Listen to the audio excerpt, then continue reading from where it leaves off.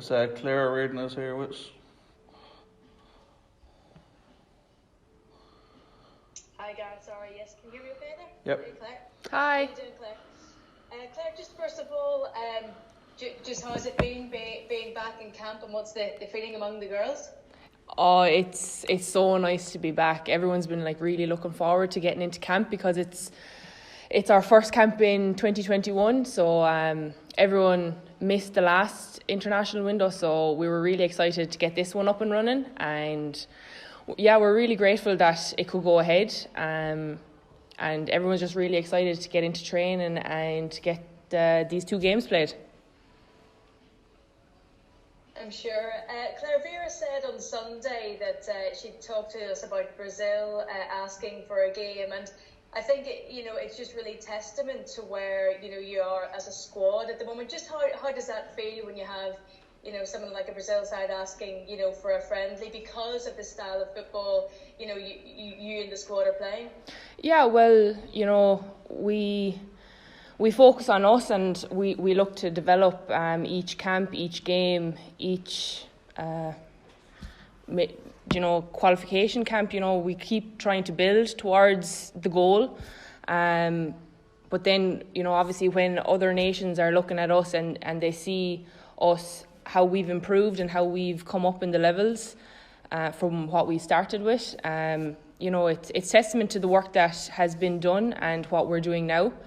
And yeah, it's all positive, obviously. Absolutely. Just finally for me, Claire, if you don't mind, know that Ireland have two huge qualifiers on Friday and Sunday against Ukraine. Familiar opposition. Just how do you kind of assess their chances, Claire? What do you think they'll have to overcome to qualify for the first ever major tournament?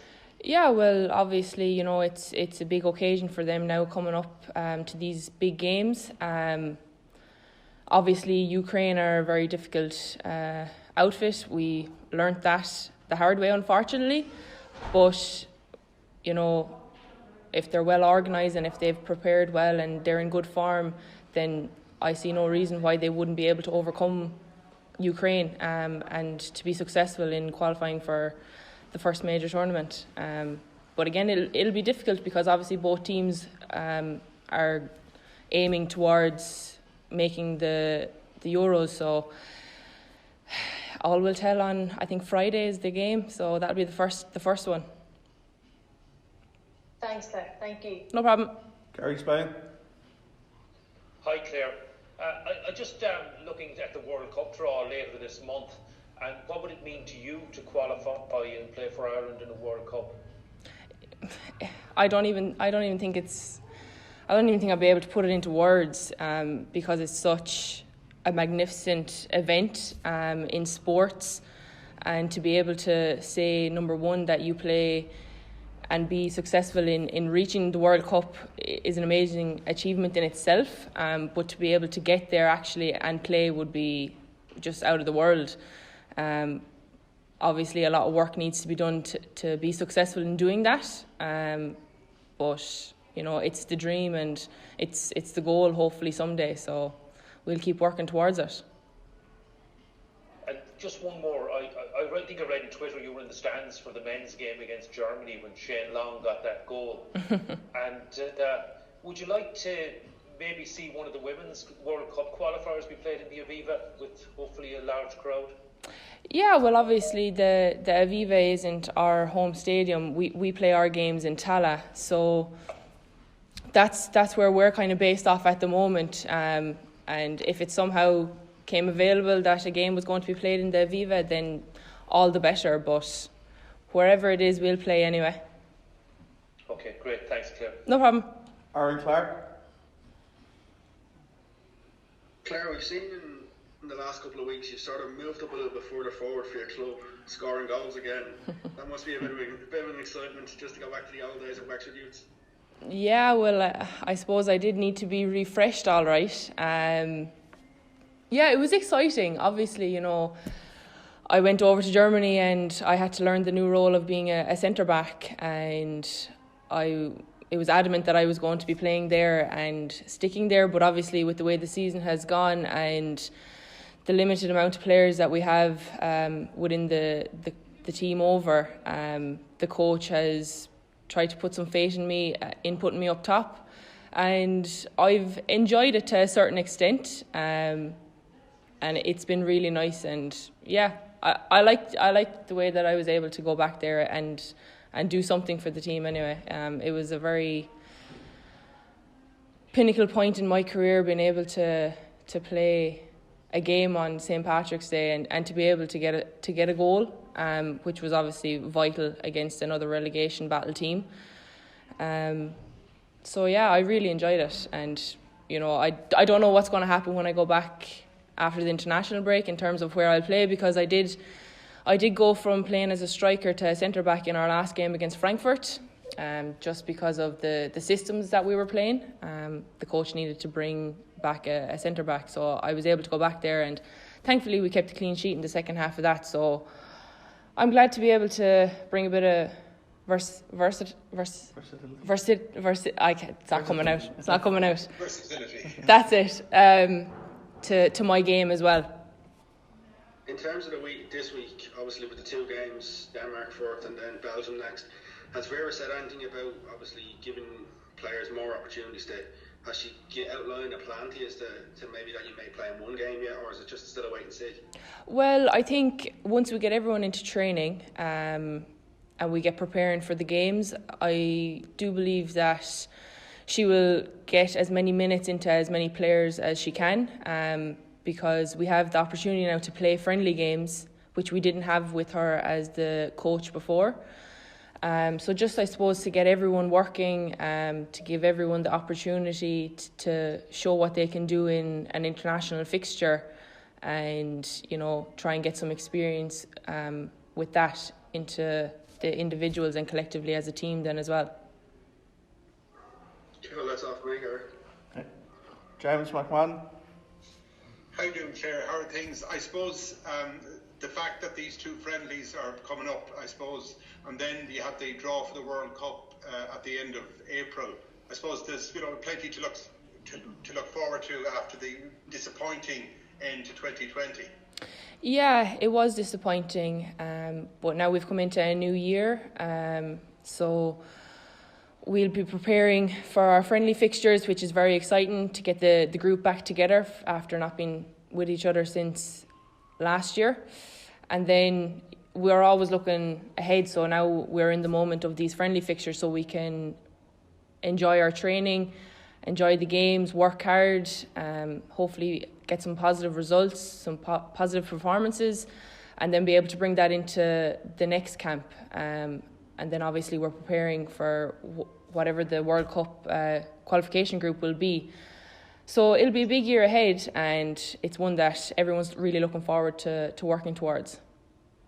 Yeah, and I suppose the fact that the World Cup in 2023, it's moved from 24 to 32 teams, so there's extra spaces there available as well, and there's a couple of extra spots in Europe, so obviously that's something to be targeting as well. Yeah, definitely. Obviously it's positive that they want to try and get more women's teams playing in major tournaments, which is always great to see. And then I believe heading off to New Zealand and Australia for the World Cup would be amazing. It's a part of the world where not many people get to see, I suppose, over at this side, but yeah, it's all positive, so it's one that we look forward to. Thank you. No problem. Aisling Kirby. Hi, Claire. You obviously on Thursday are coming up against Pernille Harder, who you know from playing in the Bundesliga, and obviously she was there. Is that a daunting prospect for you, or is that something that excites you as a player? She's just going to be another player on the team. Obviously, she's world class. Everyone can see what she's achieving with Wolfsburg when she was in the Bundesliga, but obviously this season in Chelsea. She's not the only player in the Denmark team that we'll have to be aware of, so we'll be doing our homework on all of them. But, as I said, Denmark are getting ready, for a major tournament, so you know, it's going to be a great opportunity for us to see where we're at in terms of playing against them, and I suppose ultimately just focusing on us and improving us. Obviously, Bruce Maloney, who's on next, is coming into this camp hot on form. Having a goalkeeper like that in the net, does that fill you with confidence? Does that help to improve your game as well? Definitely. You know, with all the goalkeepers, when they come in, they have a vast amount of experience in their own way, and it's great to be able to know that they're behind you and they're able to feed you information that's going to be so valuable within a training session, that, you know, we're organised and we're set up right, and you know, we're tracking the right players and everything that comes with the game. But I think, you know, by having the goalkeepers that we have like that, it's also a testament of the players around us as well, that we can all, you know, gel and work well together. Thank you, Claire. No problem. Embargo section on Cowser. Hey Claire, can I just ask, with all the to and fro last week about whether Germany was going to be on the quarantine list or not, were you ever a doubt for making it over? To be honest with you, I wasn't really aware of it until I was made aware of it. You know, there's nothing really that can be done. If it's on the list, it's on the list, and you just have to follow the rules. But obviously I was very happy that I was able to travel here. But yeah, that's it really. Like, in my mind, I was coming to Ireland unless told otherwise. Yeah, fair enough. Can I just ask? Sorry. Go on. Oh no, I think at my end was a bit of a weird echo. Okay. No, just you're from Limerick and you started playing with Wexford Youths when you switched to soccer, wasn't it? That's correct, yeah. Yeah. And that was hardly your nearest club, because I know nowhere is near Ferry Carrick Park. Well, luckily enough, I was studying in IT Carlow, and I did the sports and exercise management course with soccer in IT Carlow. So then that was my link to being able to link up with the Wexford Youths women's team. We trained a few times in Carlow as well in the IT, so that was beneficial. Yeah. What made you switch at the time? Because I think you were pretty late to start playing soccer, weren't you? Yeah, that's right. Well, when I went to Carlow in my first year, I started to learn that players were playing with Ireland, that it was actually a thing, and also that there was this Women's National League. And obviously, coming from a GAA background, it was like, you know, representing your county. And I was like, well, if there's like another step up, then, you know, I want to get there. So I rang up the manager, John Flood, at the time, and I asked him could I come down for a trial, and off I went on the bus. And yeah, it was an unbelievable experience to come from like Sunday League soccer back in the Desmond League up to the Women's National League, and I learned a lot, and it was a great time of my soccer career to be so successful with the Wexford Youth women's team, and I cherish it all the time. I look back on it all the time. Yeah. Like, where do you think it is now? Like, because kind of in 2021, it sounds strange that you're saying that you were in college unaware there was a Women's National League and international honours were there, but I appreciate that the coverage has improved a fair bit in the meantime. Yeah, massively. Mind you, I wasn't the kid to have my head stuck in my phone. I was out kicking ball off the wall or with the hurley, you know. I still amn't very big into technology, but obviously as the times have developed, everyone knows about social media now, and yeah, the exposure has become incredible. You know, we can watch all the games every weekend now of the Women's National League, and it's great because I enjoy watching them. I enjoy looking back on all the games of all the teams. It's not just the Wexford Youth teams that I would pay attention to. Yeah. If you're not good on technology, how's it like living in Germany and needing to do this or even to do this to talk to your family and everything? Well, I've learnt the basics over time. I'm able to click a button now, but yeah, so in that regards, it's completely fine. I'm able to stay in contact. All right, good stuff. Thanks a lot. Dave Kelly.